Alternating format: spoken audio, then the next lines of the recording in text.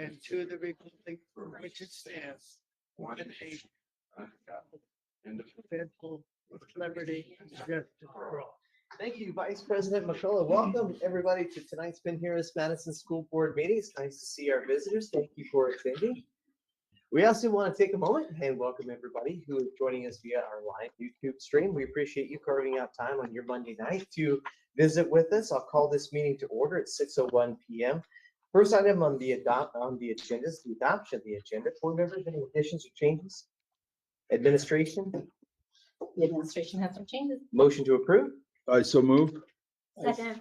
All those in favor vote aye.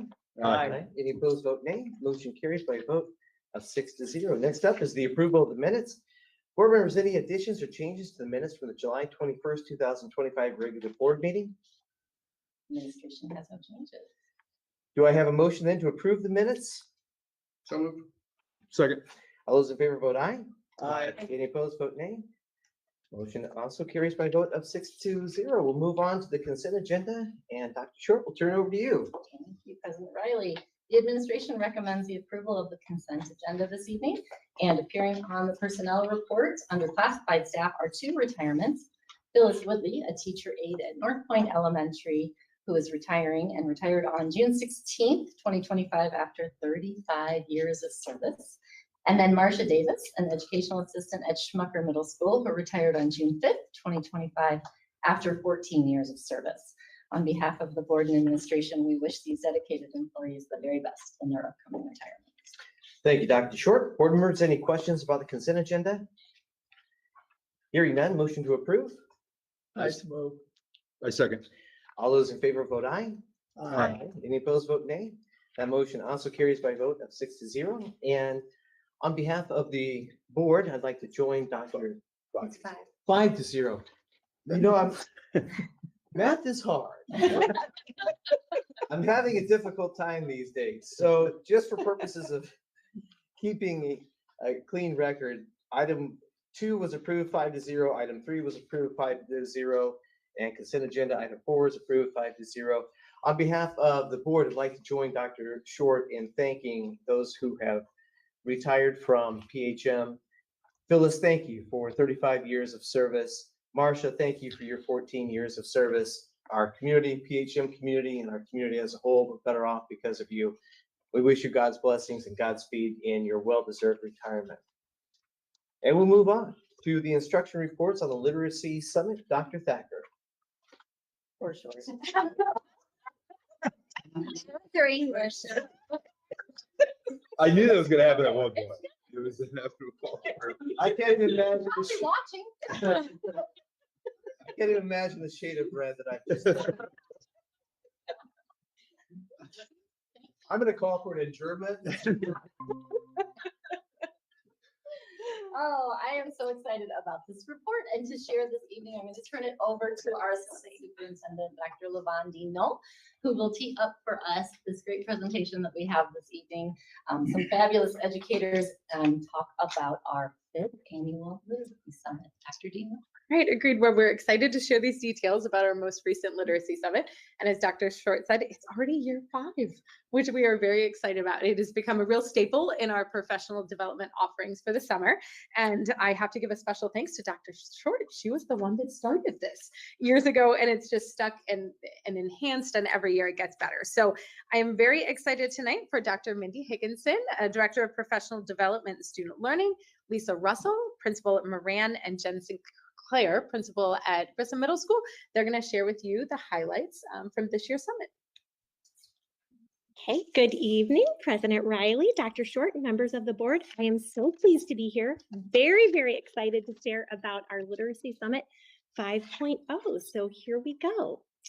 All right, we are thrilled to share the success of our 5th annual Literacy Summit. It was held on July 31st and August 1st at Grissom Middle School. We had over 60 participants, including administrators, ATPs, assistant principals, reading specialists, interventionists, and teachers. So it was a great collaboration. Our learning community came together in the spirit of growth, collaboration, and excellence.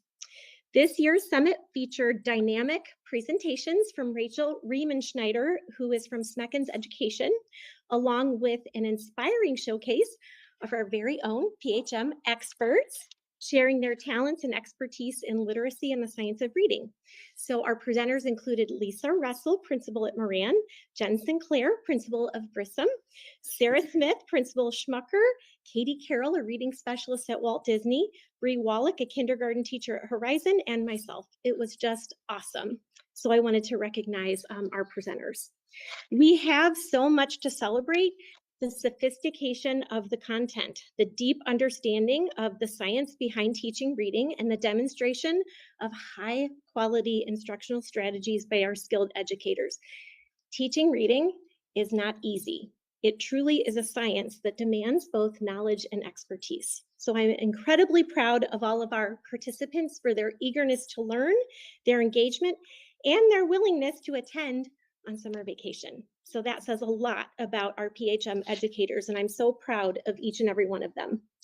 One fun fact about this year's Literacy Summit is that our theme, as you can see in our slides, was wood.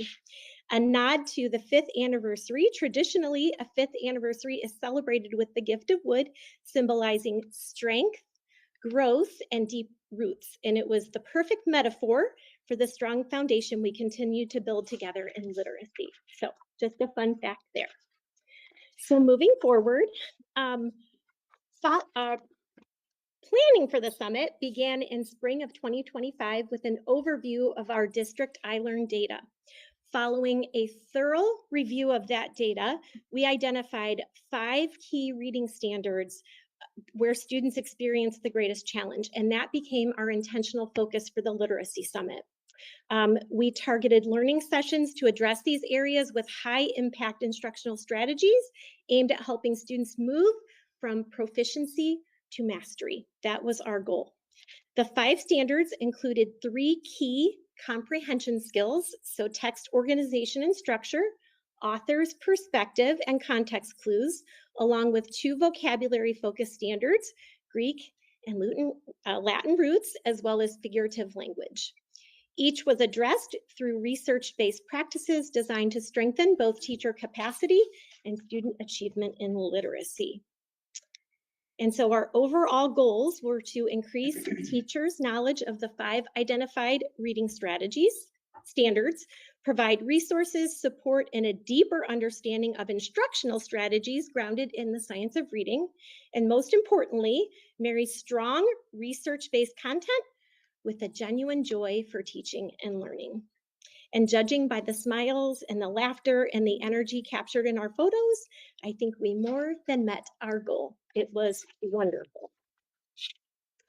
We offered a variety of presentations and sessions designed not only to increase teacher knowledge, but to provide opportunities for hands-on activities, which we did have a lot of hands-on activities and learning, engagement, balanced with collaborative work time. We wanted grade level teams and cross grade level teams and school level teams to be able to collaborate and work together. Rachel Riemenschneider from Smeckens Education introduced a fabulous new resource that you're going to hear more about tonight, the Comprehension Playbook. And so I'm excited to invite Lisa Russell to share more about this tool, followed by Jen Sinclair, who is going to provide an overview of her session on comprehension.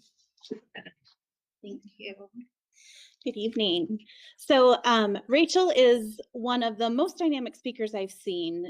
We have a great history with Smeckens Education Solutions. It's an Indiana company that really focuses on standards and quality teaching, and she is one of the best presenters I have seen. She did a great job introducing a comprehension playbook, and it really is named the playbook to give an analogy to basketball.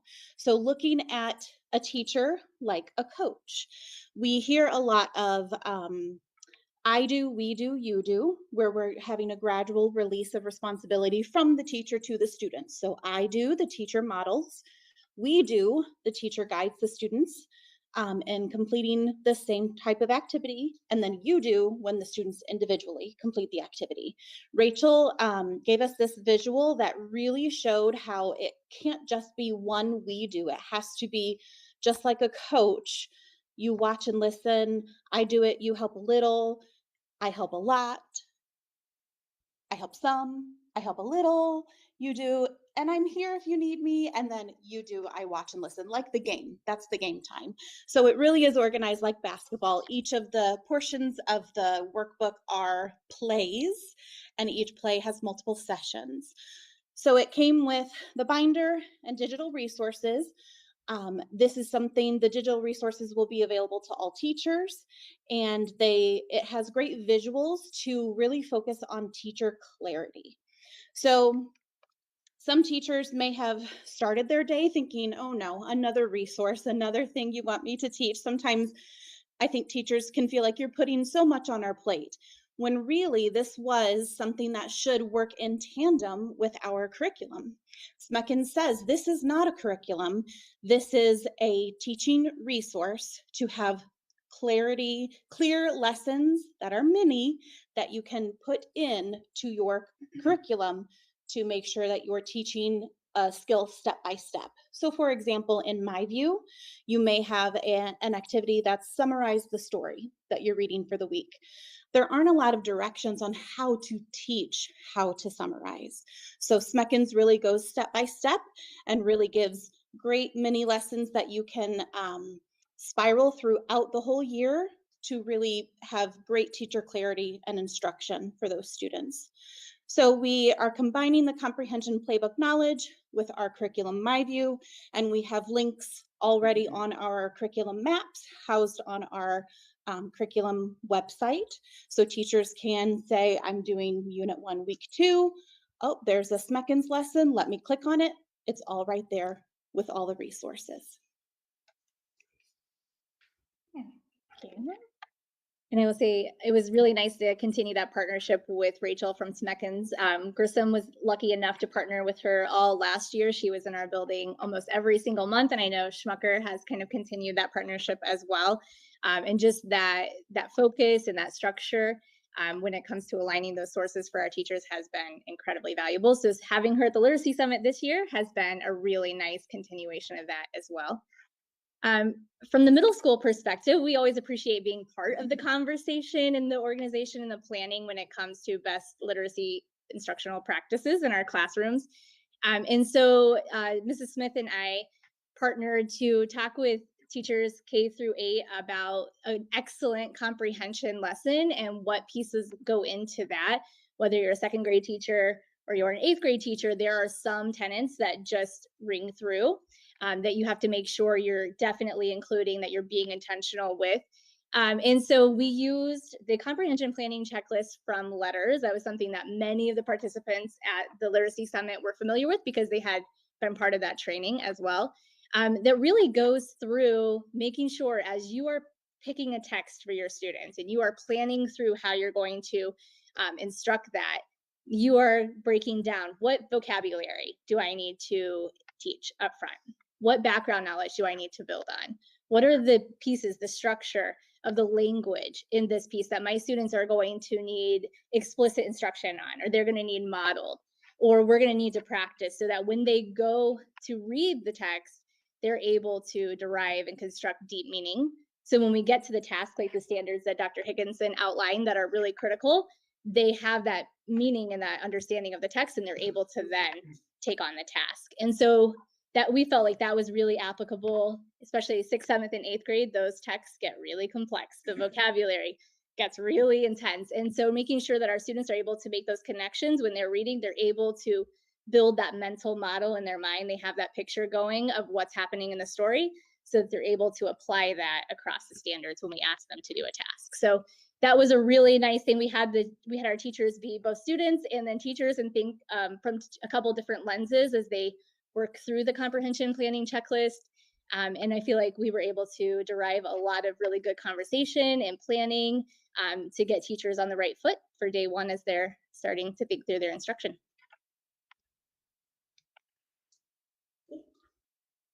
So feedback was very, very positive from the Literacy Summit, overwhelmingly positive. Teachers shared their appreciation of having collaborative work time. They appreciated the opportunity to deepen their understanding of the strategies from the presentations. They love the comprehension playbook. Lots of positive feedback on that. Many noted that the combination of practical resources, high quality instruction, and just time to connect with colleagues was really what made the summit both valuable and energizing. So really proud of the feedback. So next steps include continued professional development support using our SMECNS resources through our building TLT teams. So we're going to continue the conversations. Principals will continue conversations within their building on continued instructional practices, methods, and how we can get this resource up and going in our classrooms. So this concludes the presentation. Thank you so much. Are there any questions at this time? Thank you. Board members, any questions or comments? Since it's been all middle school here, did you include high school and elementary too? Yes, that's an excellent question. We had all grade levels were represented. So every elementary school had a building team. So every elementary was represented, every middle school was represented, and the high school had a team there as well. Thank you. Mhm. How about next summer, is the presenter coming back? We would love to have Rachel to come back. So planning is going to start for 6.0 as soon as possible, Mr. Riley, because I'm so excited from 5.0. So yes, we will be looking into that. On the comprehension playbook, I love that I do, we do, you do. I mean, I raised 3 children of my own, with the wife, trying to battle with that. Is that something we'll share that with parents? Are there resources within that can collaborate with parents and see those techniques for when they work with their child at home? I think that's a really great connection. I don't know that there are resources that parents would use from that, but I think that idea and that visual is something that we could really adopt as a district and really kind of buy into and show parents on, especially when they get home and helping with homework, helping reading, where are we in that process? And if your child needs more help, go backwards in that process. Or if your child's doing really well, go forward in that process. I think that's a great idea too. That really stuck out to me. Great presentation. I had a question. I was going to ask about the next steps, but you covered that in your slides, but I wasn't sure, does this entire group get back like in middle of the year, like in January when things aren't as fresh anymore, and then go back to the teams and get it back into the schools? Or are we just relying on the teams through the school year? Well, that's a great question. So TILT teams, which are teacher leadership teams, there were individuals who were on our TILT teams that also were at Literacy Summit. So through that TILT structure, the hope is that we'll bring some of the Literacy Summit back to the buildings so that there's ongoing professional development. And then of course, through principals and their professional developments that they have in the buildings. Okay, great. And half of our topics for TILT came directly from the Literacy Summit. So they'll be our experts at the building to help guide teachers through that. Great, thank you. Other questions, comments? I agree. This is an outstanding presentation. Thank you so much, Dr. Higginson. Mrs. Russell, so good to see you again. Mrs. Sinclair, so good to see you again too. Thank you all for organizing this event, and also thank you for presenting this to the board. I think it's worthwhile to note and also to thank all of our teachers and administrators who attended this during your summer days off. We appreciate you too. It sounds like this was for the benefit of everybody involved. Look forward to hearing more about it at future school board meetings. Thank you so much. Thank you.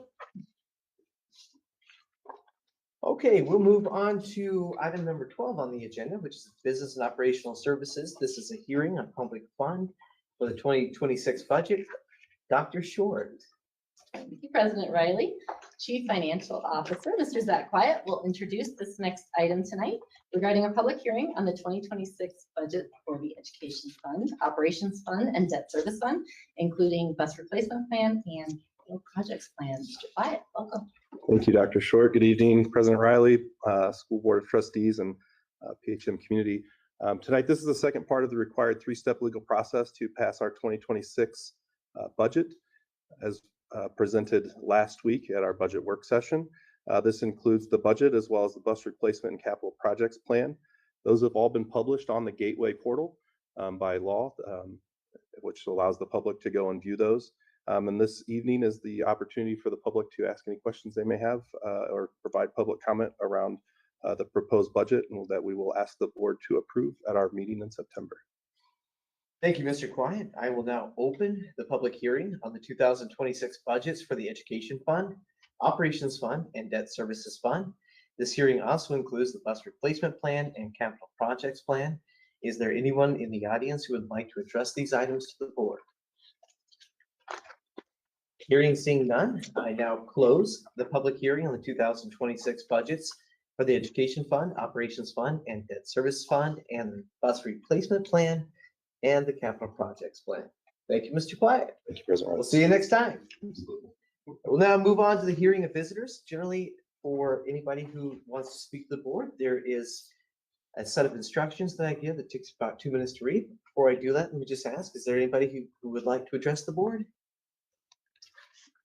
Hearing and seeing none, we'll move on to board reports and requests. Board members, anything to report or request?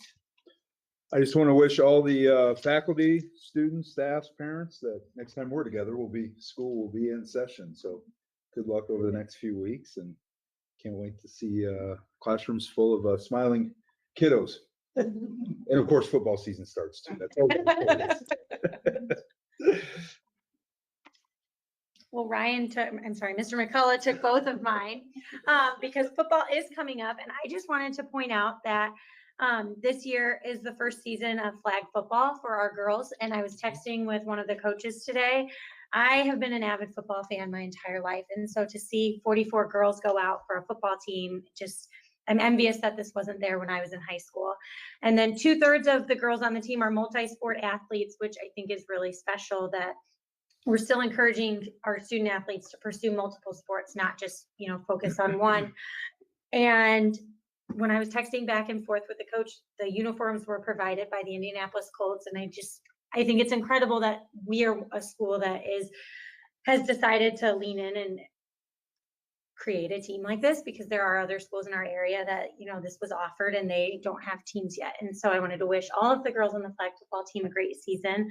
And as I've been driving around town running errands, I've noticed that there are full parking lots at all of our schools, which, to Dr. Higginson's point, the teachers that chose to spend their time at Lit Summit over their summer vacation, they're also spending this last week in the elementary, middle, and high schools getting their classrooms ready, which, to Mr. McCullough's point, I just want to wish everybody a great school year. I have been a student and a teacher. I know the year truly runs from January, but I think all of us as educators kind of think that the real reset is in August, and we run like August through July. So this is as sad as, summer's ending, as sad as that is for a lot of us. I think it's a really exciting time. I hope we have a safe school year, a healthy school year, and there's lots of learning that takes place. And with, not to be doom and gloom, but with a national teacher shortage, I wanted to ask you, Dr. Short, are you confident that we are staffed and ready for opening day? Sure, thank you. I appreciate the question. We are in an incredibly good spot for opening day, and we are so excited, as you are, to welcome back students and teachers and everyone formally next week. I believe that we had one offer out still for a high school teacher, but as soon as that one gets wrapped up, we are good to go, and we are filled and ready for students. That's incredible. outstanding. A lot of hard work, and thank you to our HR department. We had a lot of administrators that were on our teams that did a lot of interviewing over the summer, and very thankful to be in a place where so many educators want to come and make this their career choice. Mrs. Bell pointed this out earlier, but it says a lot about you and your team and HR and all the hard work they do to. There are so many schools that aren't in the position that you are of being close to, if not fully staffed. And that says a lot about, I think, the perception of the community and the teacher community about all the cool things you get going on here, like the Literary Summit that you talked about earlier. And congratulations. That's really difficult to do, to be in the position that you are to start the year. So congratulations. Huge team effort, but truly it speaks volumes, I think, about the culture of learning that exists in our building. So we're excited. Right. Any other comments? Mrs. Bell, given your enthusiasm for flag football, I understand that there might be interest in organizing an alumni team. Are you in? I'm in. Nicole will join you. We'll move on to announcements. The next regular meeting of the Penn-Harris-Madison Board of School Trustees will convene on Monday, September the 8th, 2025 at 6 p.m. here at the Education Services Center. There's no more business before the board, so I'll take a motion to adjourn. All right, so move. Second. All those in favor vote aye. Aye. Any opposed vote nay. Motion carries by vote of 6-0, and we are adjourned at 6:26 p.m.